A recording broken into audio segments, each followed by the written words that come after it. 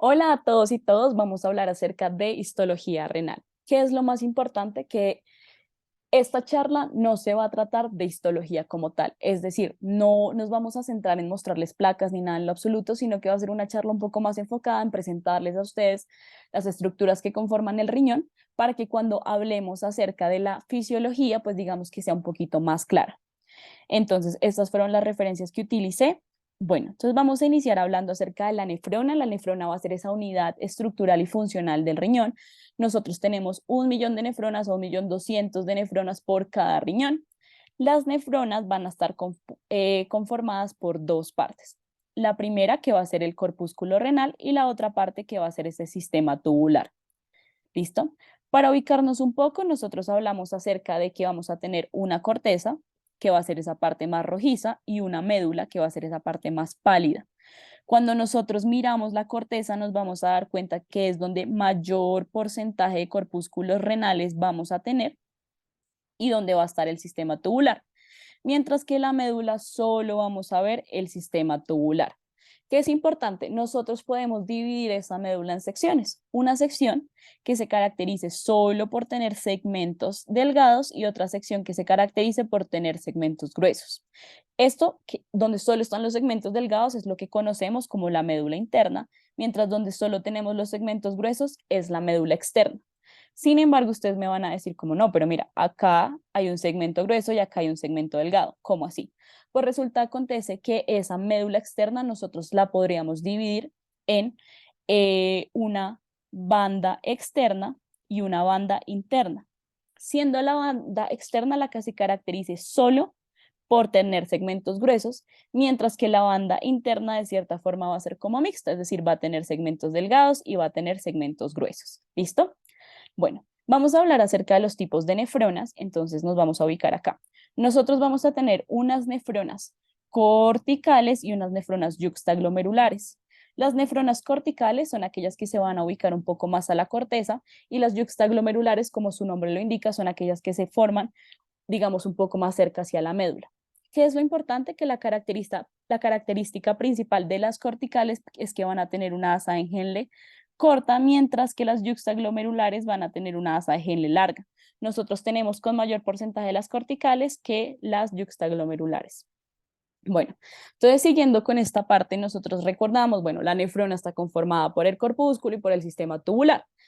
Ese corpúsculo va a estar conformado por dos partes, el glomérulo, que va a ser esa red capilar, y la cápsula de Bowman, que va a ser lo que va a abrazar ese ovillo o a ese glomérulo o a esa red capilar. ¿Listo? Entonces, bueno, vamos a iniciar hablando acerca del glomérulo. Entonces, si nosotros recordamos, nosotros tenemos una arteria interlobar que cuando pasa a la base de la pirámide se va a volver una arteria arqueada. Esas arterias arqueadas van a generar una rama que es la que nosotros conocemos como arterias interlobulares. ¿Qué sucede? Estas van a sacar una rama que va a ser la arteria aferente, la arteriola aferente. Esta se va a empezar a enrollar, a enrollar, a enrollar, a enrollar y a enrollar y luego va a sacar otra rama que va a ser la que nosotros conocemos como la arteriola eferente. Entonces acá vamos a tener una arteriola aferente y una arteriola eferente. Perdón. ¿Listo? Entonces, ¿qué es lo importante? Acá lo vamos a ver mucho mejor, que tenemos acá una arteriola aferente que se va a enredar y nos va a dar una arteriola eferente. Esto que nosotros vemos acá va a ser el corpúsculo renal, es decir, toda esta red capilar. ¿Listo? ¿Qué nos importa y por qué hablamos acerca de esa red capilar y ese glomérulo? Es porque se va a caracterizar por tener un endotelio fenestrado.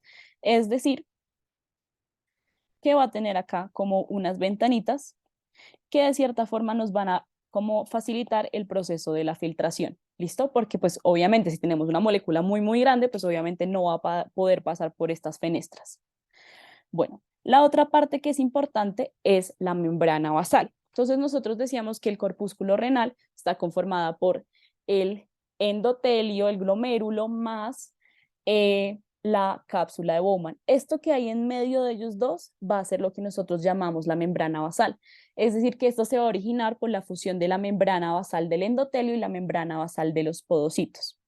¿Por qué hablamos acerca de esta membrana basal? Es porque esta membrana basal va a tener una característica y es que va a ser muy, muy gruesa. Va a ser tan gruesa que se va a dividir en tres partes.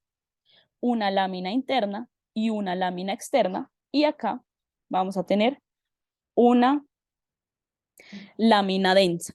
Esta lámina interna y externa, lo importante es que va a estar conformada por algo que nosotros llamamos heparansulfato. ¿Qué pasa? Que el heparansulfato lo que va a hacer es darle una carga negativa a esa membrana basal. ¿Listo? Y esa lámina densa va a estar conformada por colágeno tipo 4. ¿Listo? Esta de acá.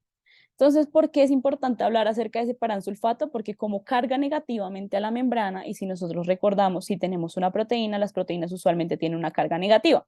¿Qué va a pasar? Que cuando esta quiera pasar por la membrana basal, no va a poder porque se van a repeler. ¿Listo? Entonces, eso en cuanto a la membrana basal. Luego vamos a hablar acerca de la cápsula de Bowman, que es importante, como ya mencionábamos, la cápsula de Bowman es lo que va como a abrazar ese glomérulo. Sin embargo, nosotros vamos a distinguir dos partes en esa cápsula de Bowman y es una parte que se va a encargar como de abrazar al glomérulo como tal, o sea, directamente, que es esta que nosotros vemos acá, y la otra que se va a encargar que no va a tocar el glomérulo. Entonces, eso nos permite dividirlas en dos, en una capa parietal, que es aquella que no toca el glomérulo, mientras que la capa visceral sí va a ser aquella que va a envolverlo como tal. ¿Listo? Esa lámina visceral se va a conformar por lo que nosotros conocemos como los podocitos, que son estas células estrelladas que vamos a ver acá. Van a generar como prolongaciones, que son como pies que van a abrazar a ese endotelio. Importante, acá vamos a tener una hendidura de filtración, entonces nos vamos a dar cuenta que pues por eso también vamos a evitar pues el paso de moléculas que sean mucho más grandes. ¿Listo? Vamos a hablar acerca ya del sistema tubular, entonces acá nos vamos a ubicar. El sistema tubular pues va a estar conformado por el túbulo proximal, por el asa Henle y el tubo distal, y ellos son los que se van a encargar como tal pues de transportar pues todo este ultrafiltrado que nos dio el glomérulo, el corpúsculo renal, perdón. Entonces vamos a iniciar hablando acerca del túbulo proximal. El túbulo proximal, digamos que se va a segmentar en dos partes, una parte contorneada y otra parte que va a ser recta. ¿Listo? Entonces, ¿qué es importante? Que este túbulo proximal se va a caracterizar por tener esto, estas vellosidades. Estas vellosidades van a facilitar la absorción. Por eso nosotros hablamos que en el túbulo proximal es donde existe la mayor, como, sí, donde realmente existe el mayor porcentaje de absorción. ¿Listo?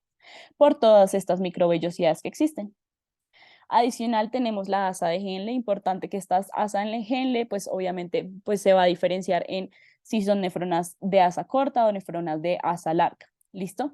¿Qué es importante? Que cuando nosotros hablamos acerca de las nefronas de la porción descendente, estas se van a caracterizar más por ser un epitelio plano, es decir, un epitelio que se va a encargar como de la absorción del agua, simplemente.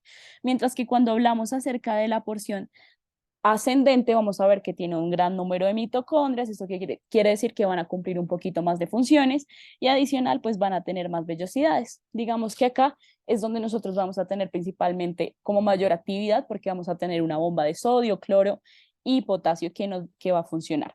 ¿Listo?